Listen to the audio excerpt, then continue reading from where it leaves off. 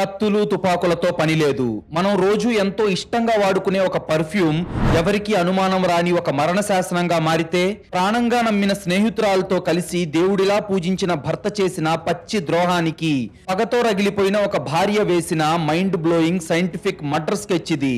కానీ ఆమె వేసిన ఆ పర్ఫెక్ట్ మాస్టర్ ప్లాన్ కి విధి ఊహించని విధంగా ఇచ్చిన రిటర్న్ గిఫ్ట్ ఏంటో తెలిస్తే మన బుర్ర వేడెక్కిపోవడం ఖాయం. పశ్చిమ బెంగాల్ రాజధాని కోల్కత్తా. ఎప్పుడూ ట్రాఫిక్ తో నిండి ఉండే సిటీ అది. ఎప్పుడూ ఏదో ఒక హడావుడితో ఉండే ఆ మహానగరంలో పైకి ఎంతో అందంగా ఆనందంగా పచ్చగా కనిపించే ఒక ఉన్నత కుటుంబం వెనక దాగున్న పచ్చి నెత్తుటి కథ ఇది. కోల్కత్తాలోని ఖరీదైన సాల్ట్ లేక్ ఏరియాలో ఉన్న ఒక విలాసవంతమైన బంగ్లా అది. బయట పచ్చని లాన్, 2 ఖరీదైన కార్లు కూడా ఉన్నాయి. అందులో ఉంటున్న భార్యాభర్తల పేర్లు కార్తిక్, అంజలి. కార్తిక్ వయసు 35 ఏళ్లు. బెంగాల్ అంతటా 10కి పైగా ఉన్న కేఏ రీటైల్స్ అనే బట్టల షోరూమ్స్ కు అతను ఓనర్. అతను వేసుకునే బట్టలు, అతని నడక ఒక బ్రాండ్ అంబాసిడర్ లా ఉంటాయి. చూడటానికి ఎంతో ఆకర్షణీయంగా, మాటలతో ఎవరినైనా మాయ చేయగల గొప్ప బిజినెస్ మ్యాన్ అతను. అంజలి వయసు 32 ఏళ్లు. ఆమె ఒక సాధారణ హౌస్ వైఫ్ కాదు. ఒకప్పుడు ఢిల్లీలో క్రైమ్ జర్నలిజం చదివింది. ఆమె బుర్ర చాలా షార్ప్ గా, ఒక డిటెక్టివ్ కంటే వేగంగా పనిచేస్తుంది. మనుషుల బాడీ లాంగ్వేజ్, వాళ్ళు చెప్పే అబద్ధాలు, చిన్న చిన్న డీటెయిల్స్ ని కూడా క్షణాల్లో పసిగట్టేస్తుంది. కార్తిక్ తో తనకి పెళ్ళయ్యాక తనకు ఎంతో ఇష్టమైన జర్నలిజం ని వదిలేసి కార్తిక్ కు బిజినెస్ లో తోడుగా ఉంటుంది. వాళ్ళది ఎంతో అన్యోన్యమైన జంట అని కోల్కత్తా బిజినెస్ సర్కిల్స్ లో మంచి పేరుంది. అలాగే వాళ్ళను చూసి ఈర్ష్య పడే వాళ్ళు కూడా చాలా మందే ఉన్నారు. అంజలి ప్రాణ స్నేహితురాలి పేరు సంజన. వాళ్ళిద్దరూ చిన్నప్పటి నుండి కలిసే చదువుకున్నారు. కష్ట సుఖాలు పంచుకున్నారు. సంజన విపరీతమైన డబ్బున్న కుటుంబం నుండి వచ్చింది. కోల్కత్తాలోని అలీపూర్ లో ఆమె ఒంటరిగా ఒక లగ్జరీ ఫ్లాట్ లో ఉంటుంది. సంజనకు ఒక విచిత్రమైన, అత్యంత ఖరీదైన అలవాటు ఉంది. ఆమె వాడే పర్ఫ్యూమ్ ఇండియాలో ఎక్కడా దొరకదు. దుబాయ్లోని ఒక పాత అత్తరు తయారీదారుడి దగ్గర కేవలం తన కోసమే లక్షల రూపాయలు ఖర్చు పెట్టి ప్రత్యేకంగా తయారు చేయించుకున్న కస్టమ్ పర్ఫ్యూమ్ అది. దాని వాసన చాలా మత్తుగా, ఎంతో డిఫరెంట్ గా ఉంటుంది. కోల్కత్తాలో 100 మంది ఉన్న పార్టీలో కూడా ఆ పర్ఫ్యూమ్ వాసన వస్తుంది అంటే అక్కడ ఖచ్చితంగా సంజన ఉన్నట్లే లెక్క. అది ఆమె ట్రేడ్ మార్క్, ఆమె ఐడెంటిటీ. ఆ స్పెషల్ బ్లాక్ రోజ్ పర్ఫ్యూమ్ వాసన అంజలికి కూడా బాగా తెలుసు. ఎందుకంటే మొన్న సంజన తన బర్త్డేకి ఆ బాటిల్ ని తెరిచి చూపించి, ఇది నా ట్రేడ్ మార్క్, కోల్కత్తాలో నా దగ్గర తప్ప ఇది ఇంకెవ్వరి దగ్గర ఉండదు అని ఎంతో గర్వంగా చెప్పింది. అదొక ఆదివారం ఉదయం. బయట సన్నగా వర్షం పడుతుంది. కార్తిక్ శనివారం రాత్రి బిజినెస్ పార్టీ అని చెప్పి చాలా లేటుగా ఇంటికి వచ్చాడు. ఉదయం అంజలి అతని బట్టలు లాండ్రీ బాస్కెట్ లో వేస్తూ ఉండగా కార్తిక్ వేసుకున్న వైట్ షర్ట్ కాలర్ను పట్టుకుంది. సరిగ్గా అప్పుడే అంజలి ముక్కుకి ఒక ఘాటైన వాసన తగిలింది. అయితే అది మరేదో కాదు, దుబాయ్ నుండి సంజన తెప్పించుకునే ఆ ప్రత్యేకమైన బ్లాక్ రోజ్ పర్ఫ్యూమ్ వాసన. ఒకసారి మీరే ఊహించుకోండి, జర్నలిజం బ్యాక్గ్రౌండ్ ఉన్న భార్యకి తన భర్త షర్ట్ కాలర్ కి తగిలిన వాసన తన ప్రాణ స్నేహితురాలిది అని తెలిస్తే ఇది ఒక మామూలు అనుమానం కాదు, ఒక పెద్ద భూకంపానికి వార్నింగ్. ఇది తెలిసాక స్వతహాగా జర్నలిస్ట్ అయిన అంజలి సైలెంట్ గా ఉందని అనుకోవద్దు. ఒక జర్నలిస్ట్ మైండ్ ఎప్పుడు సైలెంట్ గా ఉంటూనే స్కెచ్ వేస్తుంది. ఆ స్కెచ్ ఏంటో తెలుసుకునే ముందు మీరు గనుక ఇలాంటి క్రైమ్ స్టోరీస్ రోజు చూడాలి అనుకుంటే ఇప్పుడే ఈ వీడియోను లైక్ చేసి మన ఛానల్ను సబ్స్క్రైబ్ చేసుకోండి. మీరు చేసే చిన్న లైక్, ఒక సబ్స్క్రైబ్ మమ్మల్ని ఎంతో ఎంకరేజ్ చేసినట్టుగా ఉంటుంది. అలాగే మీరు ఈ వీడియోని ఎక్కడి నుండి చూస్తున్నారో ఇప్పటి వరకు కామెంట్ చేయకపోతే ప్లీజ్ కామెంట్ చేయండి. మా వీడియోలు ఎక్కడి దాకా రీచ్ అవుతున్నాయో తెలిస్తే మాకు చాలా బూస్టప్ ఇచ్చినట్టుంటుంది. అంజలి చేతులు ఒక్కసారిగా గాల్లో ఆగిపోయాయి. ఆమె జర్నలిస్ట్ బ్రెయిన్ వెంటనే అలర్ట్ అయ్యింది. కార్తిక్ నిన్న రాత్రి బిజినెస్ మీటింగ్ అని చెప్పి వెళ్ళాడు. అక్కడకు సంజన వచ్చే అవకాశమే లేదు. ఎందుకంటే ఆమెకు వాళ్ళ బిజినెస్ తో అసలు సంబంధమే లేదు. ఒకవేళ పొరపాటున కలిసిన ఏదైనా పార్టీలో కానీ మీటింగ్ లో కానీ పక్కనే నిలబడిన ఆ పర్ఫ్యూమ్ వాసన కార్తిక్ షర్ట్ కాలర్ కి, అంటే మెడభాగానికి అంత గాఢంగా ఎలా అంటుకుంటుంది? ఇద్దరు అత్యంత దగ్గరగా గట్టిగా వాటేసుకుంటే తప్ప ఆ వాసన అంత గట్టిగా అంటుకోదు కదా. సంజన వాడే ఆ special perfume smell Karthik collar నుంచి రాగానే అంజలి జర్నలిస్ట్ బ్రెయిన్ కి పజిల్ మొత్తం కనెక్ట్ అయిపోయింది. అంజలి గుండెల్లో ఎక్కడో ఒక చిన్న ముళ్ళు గట్టిగా గుచ్చుకొని అనుమానం అనే బీజం పడింది. కానీ ఆమె సాధారణ భార్యలాగా వెళ్లి భర్తను నిలదీయలేదు. పెద్ద పెద్దగా అరిచి గొడవ పడలేదు. ఎందుకంటే ఆవేశపడితే నిజం దొరకదని ఆమెకు తెలుసు. అలా కాకుండా తన జర్నలిజం స్కిల్స్ బయటకు తీసి సైలెంట్ గా ఆధారాలు సేకరించాలని, ఈ గుట్టు విప్పాలని అంజలి డిసైడ్ అయ్యింది. వారం రోజుల పాటు అంజలి తన భర్త మీద ఒక అదృశ్య నిఘా పెట్టింది. కార్తిక్ ఆఫీస్ కు వెళ్తున్నానని చెప్పిన సమయాల్లో ఆమె అతనికి తెలియకుండా ఒక పాత క్యాబ్ తీసుకొని వాడి కారును ఫాలో అయ్యేది. వాడి ల్యాప్టాప్ చెక్ చేసేది. క్రెడిట్ కార్డు బిల్లులు మొత్తం జల్లెడ పట్టేది. అది గురువారం మధ్యాహ్నం. కార్తిక్ తన కారును కోల్కతాలోని ఒక ప్రైవేట్, చాలా సీక్రెట్ గా ఉండే ఒక బొటిక్ హోటల్ సెల్లార్ లో ఆపాడు. అంజలి కొద్ది దూరంలో క్యాబ్ను ఆపి తన ముఖానికి స్కార్ఫ్ కట్టుకొని చూస్తుంది. కార్తిక్ కారు దిగగా కరెక్ట్ గా అదే సమయానికి పక్కనే ఇంకో కారు వచ్చి ఆగింది. అందులో నుంచి దిగింది మరెవరో కాదు, అంజలి బెస్ట్ ఫ్రెండ్ సంజన. కార్తిక్ నవ్వుతూ వెళ్లి సంజనను నడుం పట్టుకొని దగ్గరకు లాక్కున్నాడు. ఇద్దరూ ముద్దు పెట్టుకొని ఒకరినొకరు వాటేసుకొని చుట్టూ ఎవరైనా చూస్తున్నారేమో అన్న భయం కూడా లేకుండా నవ్వుకుంటూ ఆ హోటల్ లిఫ్ట్ ఎక్కి పైకి వెళ్లిపోయారు. ఆ సీన్ చూస్తూ క్యాబ్ లో కూర్చున్న అంజలి గుండె పగిలి ముక్కలైపోయింది. ఆమె ప్రపంచం చీకటైపోయినట్లు అనిపించింది. తాను దేవుడిలా పూజించే భర్త, తన ప్రాణం కంటే ఎక్కువగా నమ్మిన బెస్ట్ ఫ్రెండ్ ఇద్దరూ కలిసి తనకు వెన్నుపోటు పొడిచారు అని అర్థమై తెలియకుండానే ఆమె కళ్ళల్లో నుంచి కన్నీళ్లు కారుతున్నాయి. అంజలి లోపల ఊపిరాగిపోతున్నంత బాధతో అసలు ఎవరిని నమ్మాలో అర్థం కాని పరిస్థితిలోకి వెళ్లిపోయింది. ఒక పక్క హోటల్ రూమ్ లో వాళ్ళిద్దరూ రొమాన్సులు చేసుకుంటుంటే, ఇంకో పక్క సెల్లార్ లో క్యాబ్ లో కూర్చున్న అంజలికి మాత్రం కన్నీళ్లు ఆగిపోయి నెత్తురు మరిగిపోవడం మొదలయ్యింది. ఆమె కళ్ళల్లో ఒక కరుడుగట్టిన ప్రతీకారం పుట్టుకొచ్చింది. నేను విడాకులు తీసుకుంటే వీళ్ళిద్దరూ పెళ్లి చేసుకుని హ్యాపీగా బతుకుతారు. నేను వాళ్ళకి దారిచ్చినట్లవుతుంది. నన్ను మానసికంగా చంపిన ఈ ద్రోహుల్ని ఊరికే వదలకూడదు. స్నేహం ముసుగులో నా భర్తను లాక్కున్న సంజన చాప్టర్ ను ఈ రోజుతో ముగించేయాలి. కానీ నేను జైలుకు వెళ్ళకూడదు. పోలీసులకు నా నీడ కూడా దొరకకూడదు అని ఒక అద్భుతమైన పక్కా సైంటిఫికల్ మర్డర్ ప్లాన్ కి స్కెచ్ గీసింది అంజలి. ఒక జర్నలిస్ట్ పగబడితే అది ఎంత భయంకరంగా ఉంటుందో ఆమె సంజనకు చూపించాలి అనుకుంది. నిజానికి ఒక అమ్మాయి ద్రోహానికి గురైతే ఏడుస్తుంది. కానీ అదే అమ్మాయి దగ్గర జర్నలిస్ట్ బ్రెయిన్ ఉంటే అది పగగా మారుతుంది. తను చంపాలి, కానీ జైలుకు వెళ్ళకూడదు. ఈ కండిషన్ తో అంజలి వేసిన సైంటిఫిక్ ప్లాను నెక్స్ట్ లెవెల్లో ఉండబోతుంది. కత్తి లేకుండా, తుపాకీ లేకుండా ప్రాణం తీయడం ఎలా అనేది ఇప్పుడు మనం చూడబోతున్నాం. సంజనను కత్తితో పొడిచినా, యాక్సిడెంట్ చేసి చంపినా పోలీసుల ఇన్వెస్టిగేషన్ లో పక్కాగా తెలిసిపోతుంది. కాబట్టి ఎవరికి ఎలాంటి అనుమానం రాకూడదు. పోస్ట్ మార్టం రిపోర్ట్ లో కూడా విషమిచ్చిన ఆనవాళ్లు దాదాపుగా దొరకకూడదు. అప్పుడే అది పర్ఫెక్ట్ మర్డర్ అవుతుంది. అంజలి తన జర్నలిజం రోజుల్లో ఒక అగ్రికల్చరల్ స్కామ్ మీద బాగా లోతుగా రీసెర్చ్ చేసింది. అప్పుడు ఆమెకు బెంగాల్లోని మారుమూల వ్యవసాయ పొలాల్లో వాడే ఒక అత్యంత భయంకరమైన పురుగుల మందు గురించి తెలుసు. అది అత్యంత ప్రమాదకరమైనది. ఒక్క చుక్క లోపలికి వెళ్ళినా మనిషి గుండె ఆగిపోయి చచ్చిపోతాడు. అంజలి జర్నలిస్ట్ గా పనిచేసినప్పుడు ఏర్పడిన తన పాత డార్క్ వెబ్ పరిచయాలను వాడి ఆ పాయిజన్ ను ఎవరికీ తెలియకుండా ఆర్డర్ చేసి తెప్పించుకుంది. దీనివల్ల ఆమె ఐడెంటిటీ సీక్రెట్ గా ఉండిపోయింది. కానీ ఆ విషయాన్ని సంజనకు ఎలా ఇవ్వాలి? భోజనంలో లేదా కాఫీలో కలిపితే పోస్ట్ మార్టంలో కడుపులో ఉన్న విషయం దొరికిపోతుంది. డాక్టర్లు ఈజీగా కనిపెట్టేసే అవకాశం ఉంది. దాన్ని దృష్టిలో పెట్టుకొని ఇక్కడ అంజలి ఆడిన మైండ్ బ్లోయింగ్ సైంటిఫిక్ ట్రిక్ ఒకటి ఉంది. ఆమె ఒక జర్నలిస్ట్ లా కాదు, ఒక గొప్ప కెమిస్ట్ లాగా ఆలోచించింది. కెమిస్ట్రీలో DMSO అనగా డైమి ఆక్సైడ్ అనే ఒక ప్రత్యేకమైన కెమికల్ ఉంటుంది. దీనికి ఉన్న భయంకరమైన లక్షణం ఏంటంటే, ఇది దేంట్లో కలిసినా కూడా దాన్ని నేరుగా చర్మం ద్వారా కూడా రక్తంలోకి తీసుకెళ్తుంది. అంటే ఇంజెక్షన్ అవసరం లేదు, పాయిజన్ ని తాగాల్సిన అవసరం కూడా లేదు. విషాన్ని డిఎం లో కలిపి చర్మం మీద పూస్తే అది స్పాంజ్ లాగా చర్మంలోకి ఇంకిపోయి కణజాలాలను చీల్చుకొని నేరుగా నరాల్లోని రక్తంలో కలిసిపోతుంది. పోస్ట్ మార్టంలో కూడా కడుపులో ఎలాంటి విషమున్నట్టు దొరికే అవకాశాలు దాదాపుగా చాలా తక్కువ. ఎందుకంటే అది చర్మం ద్వారా లోపలికి వెళ్ళింది కాబట్టి. అంజలి ఆన్లైన్ లో నకిలీ ఐడితో ఆ కెమికల్ ను ఆర్డర్ పెట్టి తెప్పించింది. తన ఇంట్లోని బాత్రూమ్ లో ఎంతో జాగ్రత్తగా చేతులకు గ్లౌజులు వేసుకొని, ముఖానికి మాస్క్ వేసుకొని ఆ వ్యవసాయ విషాన్ని డిఎం కెమికల్ ను పక్కా కొలతలతో మిక్స్ చేసింది. తనను మోసం చేసిన ఆ ప్రాణ స్నేహితురాలి కోసం కంటికి కనిపించని ఒక మరణాన్ని రెడీ చేసింది. అది సోమవారం మధ్యాహ్నం. వాతావరణం ప్రశాంతంగా ఉంది. అంజలి ఎంతో ప్రశాంతంగా ముఖంలో తన పగని కోపాన్ని కనిపించకుండా దాచుకొని నవ్వుతూ అలీపూర్లో ఉన్న సంజన ఫ్లాట్ కు వెళ్ళింది. సంజన అంజలిని చూడగానే హత్తుకొని లోపలికి ఆహ్వానించింది.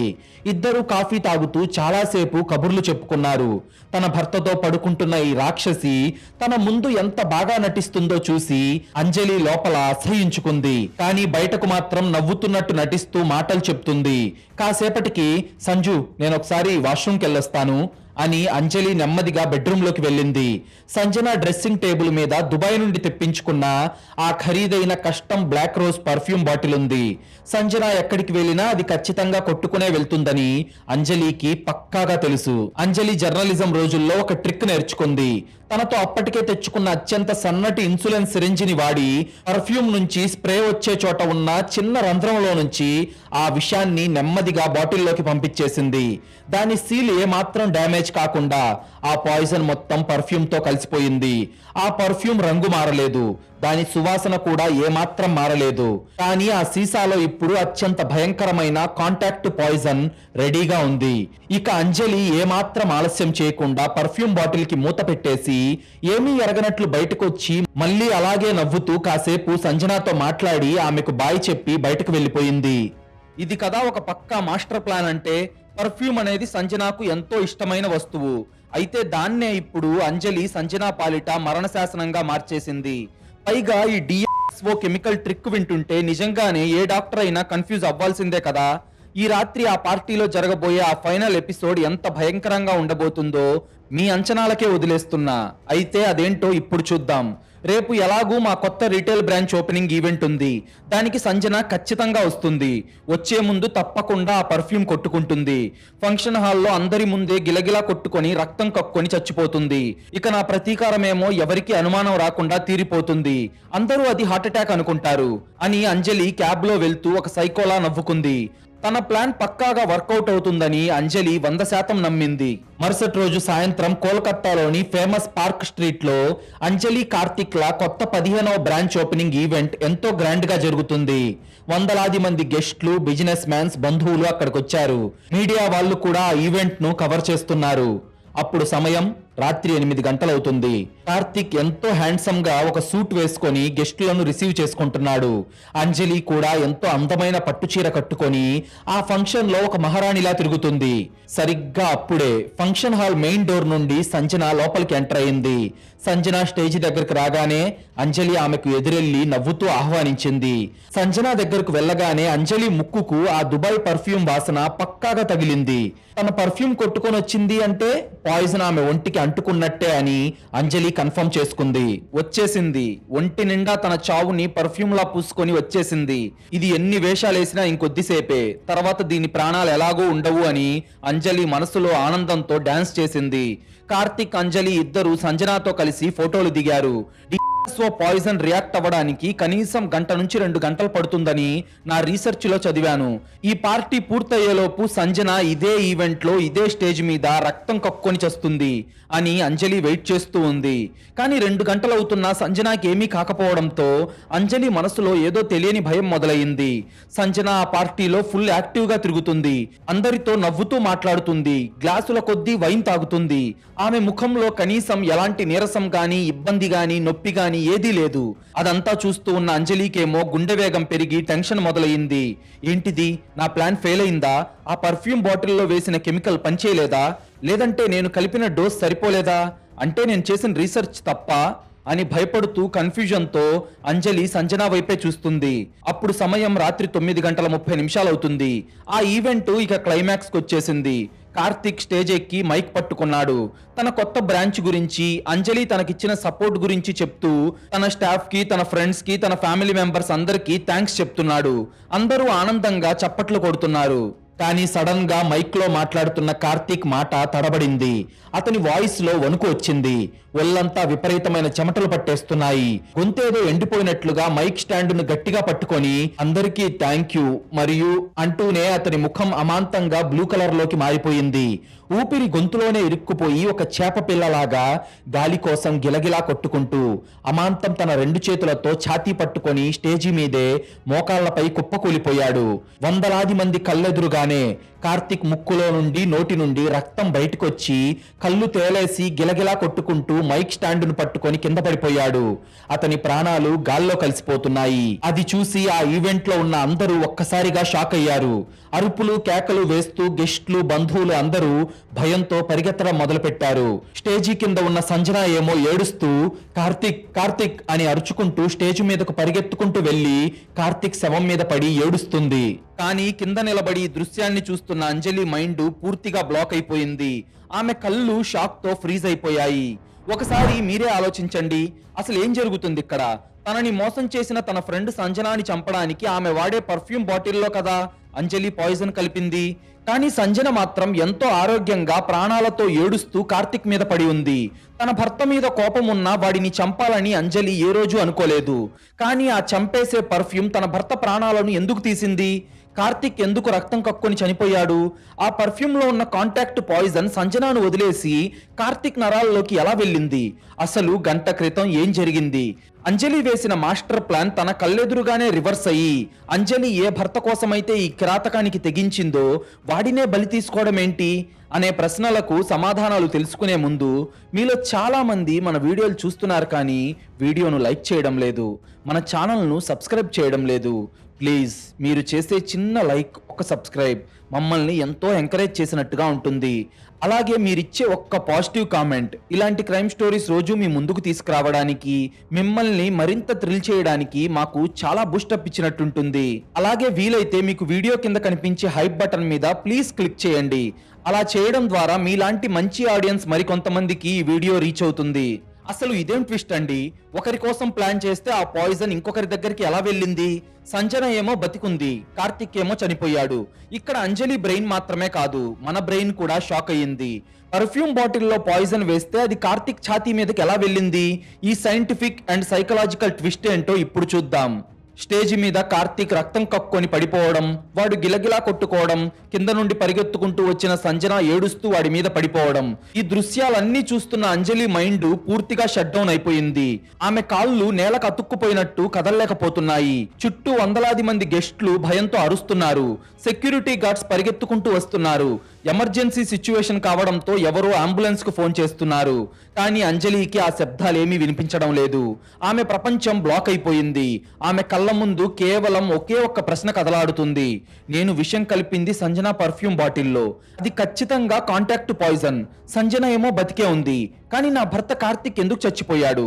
నా ఆయుధం నా భర్త ప్రాణం ఎలా తీసింది అనే ఆలోచన మాత్రమే అంజలి బుర్రలో తిరుగుతుంది. 10 నిమిషాల్లో అంబులెన్స్ వచ్చింది. కార్తిక్ ను కోల్కతాలోని పేరున్న పెద్ద మల్టీ స్పెషాలిటీ హాస్పిటల్ కి తరలించారు. అంజలి సంజన ఇద్దరు ఏడుస్తూ హాస్పిటల్ కు వెళ్లారు. డాక్టర్లు అరగంట పాటు ఐసీయూలో ప్రయత్నించారు, సిపిఆర్ చేశారు, కానీ లాభం లేదు. ఐఎమ్ సారీ, ఆయన ఆల్రెడీ చనిపోయారు అని డాక్టర్ చెప్పగానే సంజన గుండెలు బాదుకొని ఏడ్చింది. కానీ అంజలి మాత్రం కన్నీళ్లు రాకుండా షాక్ లో ఒక విగ్రహంలా నిలబడిపోయి ఉంది. అంజలి లోపల ఇప్పుడు ఒక భయంకరమైన వణుకు మొదలైంది. కార్తిక్ ఎలా చనిపోయినా వాడు చనిపోయింది మాత్రం నేను తయారు చేసిన పాయిజన్ వల్లే. ఇప్పుడు పోస్ట్ మార్టం చేస్తే వాడి బాడీలో విషం ఉందని ఒకవేళ డాక్టర్లకు తెలిసిపోతే నేను వాడిన కెమికల్స్ దొరికిపోతాయి. అప్పుడు పోలీసులు నా దాకా వస్తారా? నేను జైలుకు వెళ్లడం ఖాయమా అని ఆమె మనసు కంగారు పడుతుంది. ఆమె జర్నలిస్టు బుర్ర ఇప్పుడు ఆమెనే భయపెడుతుంది. అయితే కాసేపటికి పోలీసులు హాస్పిటల్కి వచ్చారు. కార్తిక్ బాడీని పోస్ట్ మార్టం కు పంపారు. మరుసటి రోజు ఉదయం ఫోరెన్సిక్ రిపోర్ట్ వచ్చింది. ఇన్స్పెక్టర్ దాస్ చాలా సీరియస్ గా రిపోర్ట్ పట్టుకొని అంజలి దగ్గరకు వచ్చి, మిసెస్ అంజలి, మీ భర్తది న్యాచురల్ హార్ట్ అటాక్ కాదు. ఆయన బాడీలో ఒక అత్యంత ప్రమాదకరమైన అగ్రికల్చరల్ పాయిజన్ అయిన ఫాస్ఫేట్ ఆనవాళ్లు దొరికాయి. ఎవరూ ఊహించని పాయిజన్ అది. దానివల్లే ఆయన కార్డియాక్ అరెస్ట్ తో చనిపోయాడు. ఇది సహజ మరణం కాదు, ఇదొక పక్కా మర్డర్ అని తేల్చి చెప్పాడు. అది విని అంజలికి గుండె ఆగిపోయినంత పనయ్యింది. ఇక తాను దొరికిపోయాను అని చెప్పి ఆమె ఫిక్స్ అయిపోయింది. కానీ ఇన్స్పెక్టర్ దాస్ మాట్లాడడం కంటిన్యూ చేస్తూ, కానీ విచిత్రం ఏంటంటే మేడం, ఆ విషం ఆయన కడుపులో లేదు. అంటే ఆయన దాన్ని ఆహారంలో తినలేదు, ఏదైనా డ్రింక్ రూపంలో తాగలేదు. ఆ విషం కేవలం ఆయన ఛాతీ భాగంలో చర్మం ద్వారా లోపలికి వెళ్ళింది. ఇది చూసి ఫోరెన్సిక్ వాళ్ళు కూడా ఆశ్చర్యపోయారు మేడం. ఆయన ఛాతీ మీద ఏదో ఘాటైన కెమికల్ తాలూకు వాసన దొరికింది. కొత్త షోరూమ్ ఓపెన్ ట్రైనింగ్ సందర్భంగా ఆ పనుల్లో ఉండి బహుశా ఏదైనా కెమికల్స్ డబ్బా ఎత్తుతున్నప్పుడు పొరపాటున చొక్కా లోపల పడి యాక్సిడెంటల్ గా అది చర్మం ద్వారా లోపలికి వెళ్ళుంటుందేమో అని ఫోరెన్సిక్ వాళ్ళు భావిస్తున్నారు. ఆ వాసన ఏంటో మాకు కూడా ఇంకా ఐడెంటిఫై కాలేదు అని దాస్ చెప్పిన ఆ మాట వినగానే అంజలికి ప్రాణం లేచొచ్చినట్టయింది. డిఎంఎస్ఓ కెమికల్ కడుపులోకి వెళ్లకుండా చర్మం ద్వారానే విషాన్ని మోసుకెళ్తుందని ఆమెకు తెలుసు. అంజలికి తెలిసిన ఆ సైన్సే ఇప్పుడు ఆమెను పోలీసుల అనుమానం నుండి కాపాడింది. వాళ్ళు దాన్ని ఒక యాక్సిడెంట్ అనుకున్నారు. కానీ అంజలి మెదడును తొలిచేస్తున్న మిస్టరీ ఒక్కటే, ఆ విషం కార్తిక్ ఛాతీ మీదకి ఎలా వెళ్ళింది? సంజన ఎందుకు చావలేదు? అసలు లాజిక్ ఎక్కడ ఫెయిల్ అయింది అనేదే ఇప్పుడు అంజలి మైండ్ని తినేస్తున్న ఒక అతిపెద్ద ప్రశ్న. కార్తిక్ అంత్యక్రియలు ముగిశాయి. సాల్ట్ లేక్ లోని ఆ పెద్ద బంగ్లాలో అంజలి ఒంటరిగా కూర్చొనుంది. అప్పుడే సంజన ఏడుస్తూ అక్కడికి వచ్చి అంజలిని గట్టిగా వాటేసుకొని కన్నీళ్లు పెట్టుకుంది. సంజనను దగ్గరగా వాటేసుకున్నప్పుడు మళ్ళీ అంజలి ముక్కుకు ఆ దుబాయ్ పర్ఫ్యూమ్ వాసన తగిలింది. అంజలి కళ్ళు కసిగా మారి ఫంక్షన్ కు వేసుకున్న పర్ఫ్యూమ్ నే ఈ రోజు కూడా వేసుకొని వచ్చింది. అంటే నేను విషం కలిపిన బాటిల్లోని పర్ఫ్యూమ్ నే ఇది వాడుతుంది, అయినా దీనికి ఏమీ కావడం లేదు ఎందుకు? నేను కలిపిన డోస్ మనిషిని నిమిషాల్లో చంపేస్తుంది, మరి దీనికి ఏం కావట్లేదు ఎందుకు అని సందేహంతో అంజలి తన జర్నలిస్టు బుర్రను వాడి ఎంతో అమాయకంగా నటిస్తూ ఒక మాట అడిగింది. సంజు, నీ పర్ఫ్యూమ్ వాసన నాకు కార్తిక్ ను గుర్తు చేస్తుంది.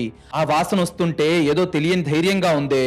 నువ్వు ఆ పర్ఫ్యూమ్ ని రోజుకు బాడీకి ఎన్నిసార్లు స్ప్రే చేసుకుంటావే అని అడగ్గా సంజన కన్నీళ్లు తుడుచుకుంటూ చెప్పిన ఒక్క సమాధానం అంజలి వేసిన సైంటిఫిక్ మర్డర్ ప్లాన్ లోని అతిపెద్ద పొరపాటుని, అలాగే ఆ ప్లాన్ ఎందుకు ఫెయిల్ అయిందో బట్టబయలు చేసింది. ఒక ప్లాన్ ఎంత పర్ఫెక్ట్ గా ఉన్నా ఏదో ఒక చిన్న లాజిక్ దాన్ని తలకిందులు చేస్తుంది. అంజలి బ్రెయిన్ ఈ కెమికల్ రియాక్షన్ ని కరెక్ట్ గా గెస్ చేసింది, కానీ సంజన స్కిన్ టైప్ ని గెస్ చేయలేకపోయింది.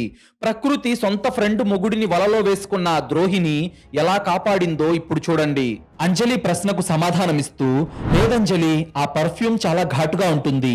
నాకేమో సివియర్ కాంటాక్ట్ డెర్మటైటిస్ అనే స్కిన్ అలర్జీ ఉంది. నేను ఏ పర్ఫ్యూమ్ అయినా కానీ నా చర్మం మీద డైరెక్ట్ గా స్ప్రే చేసుకోను. అలా స్ప్రే చేసుకుంటే నా స్కిన్ కమిలిపోయి నాకు దద్దుర్లు వస్తాయి అంజలి.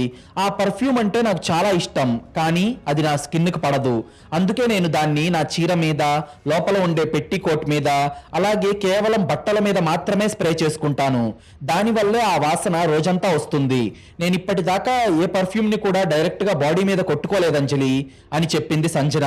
ఆ ఒక్క మాట వినగానే అంజలికి దిమ్మ తిరిగిపోయింది. అవును, కెమిస్ట్రీ లాజిక్ ప్రకారం ఆమె వాడిన డిఎంఎస్ఓ కెమికల్ ఒక మనిషి చర్మానికి తగిలితే మాత్రమే చర్మంలోని రంధ్రాల ద్వారా లోపలికి వెళ్లి రక్తంలో కలుస్తుంది. కానీ సంజన ఆ విషపూరితమైన పర్ఫ్యూమ్ ను తన సిల్క్ చీరల మీద కొట్టుకోవడం వల్ల ఆ కాంటాక్ట్ పాయిజన్ కేవలం బట్టల మీదే ఉండిపోయింది. అది ఆమె చర్మాన్ని తాకలేదు, ఆమె రక్తంలో కలవలేదు.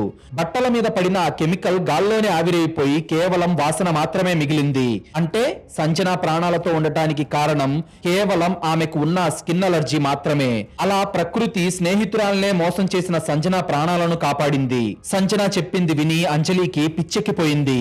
కానీ మరి నా భర్త కార్తిక్ ఎలా చనిపోయాడు? వాడి బాడీలో ఛాతీ భాగం నుండి విషం లోపలికి వెళ్ళిందని పోస్ట్ మార్టం రిపోర్ట్ పక్కాగా చెప్పింది కదా. అంటే కార్తిక్ ఆ పర్ఫ్యూమ్ ను తన ఛాతీ మీద స్ప్రే చేసుకున్నాడా? అసలు ఎందుకు చేసుకున్నాడు అలాగా? వాడికి లేడీస్ పర్ఫ్యూమ్ వాడే అలవాటు కూడా లేదు కదా అనే సందేహంతో కార్తిక్ అలా ఎందుకు చేశాడో తెలుసుకోవాలని అంజలి రగిలిపోయింది. ఆ నిజం తెలుసుకోకుండా తను ప్రశాంతంగా ఉండలేనని ఆమెకు అర్థమైంది. సంజన ఇంకా అంజలి ఇంట్లోనే ఉంది. అప్పుడు అంజలి ఎంతో బాధపడుతున్నట్లుగా నటించి సంజన చేతులు పట్టుకొని భోరున ఏడుస్తూ, సంజు, నాకసలు కార్తిక్ ఎలా చచ్చిపోయాడో, ఎందుకు చచ్చిపోయాడో అర్థం కావడం లేదు. అసలు ఆ ఫంక్షన్ కు ముందు ఏమైనా జరిగిందా? నిన్న మధ్యాహ్నం కార్తిక్ ఎవరినైనా కలిశాడా? నీకేమైనా తెలుసా సంజు అని ఎమోషనల్ గా, సైకలాజికల్ గా సంజనను అంజలి లాక్ చేసింది. భర్త పోయిన బాధలో ఉన్న అంజలిని చూసి సంజన లోపల ఉన్న గిల్టీ ఫీలింగ్ ఒక్కసారిగా కట్టలు తెంచుకుంది. తాను ప్రాణంగా ప్రేమించిన కార్తిక్ చనిపోవడంతో సంజన కూడా మెంటల్ గా బ్రేక్ అయిపోయింది. కన్నీళ్లు ఆపుకోలేక అంజలి కాళ్ల దగ్గర కూలబడి సంజన ఒక పచ్చి నిజాన్ని బయటపెట్టింది. నన్ను క్షమించు అంజలి, నన్ను చంపేయి, నేనొక ద్రోహిని. నీ భర్తను నేను లాక్కున్నాను అంజలి. కార్తిక్ కు నాకు గత 6 నెలలుగా అఫైర్ ఉంది. నిన్న మీ ఫంక్షన్ కి రాకముందు కూడా మధ్యాహ్నం 3 గంటల నుండి సాయంత్రం 6 గంటల వరకు కార్తిక్ నేను పార్క్ స్ట్రీట్ లోని ఒక హోటల్ రూమ్ లో ఏకాంతంగా గడిపాం అంజలి అని భోరున ఏడ్చింది సంజన.